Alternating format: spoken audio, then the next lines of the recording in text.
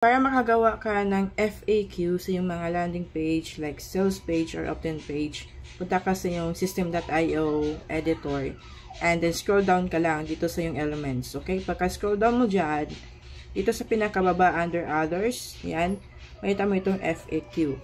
Ngayon, click mo yan and then drag and drop mo lang siya sa pinaka-lower na part ng sales page mo or landing page.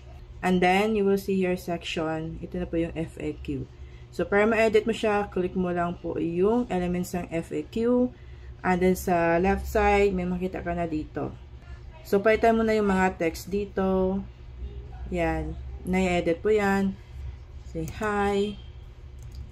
And depende sa'yo kung anong ilagay mo dito na FAQ. And also, if you want to add an FAQ item, like meron kang 5 na FAQ, then, i-click mo lang itong add na FAQ item na button. See? Hindi dalawa na siya. Now, if you're asking saan ilalagay yung sagot, alright?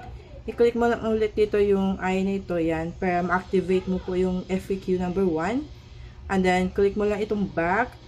And then, dito sa elements, click mo itong text, okay? Drag and drop mo lang yung text dito sa portion na ito. So, dito mo na ilagay yung sagot ng mga FAQ mo. Okay? So, ganun lang gawin mo hanggang sa matapos mo nga po yung 5 FAQ. And also, you can customize the display drop-down icons. Pwede kang mag-change ng title color. Okay? Na-change na yan. And also, yung background color, pwede mong palitan. See? And the icon color, pwede mong palitan. So, you have the capability to customize your FAQ section.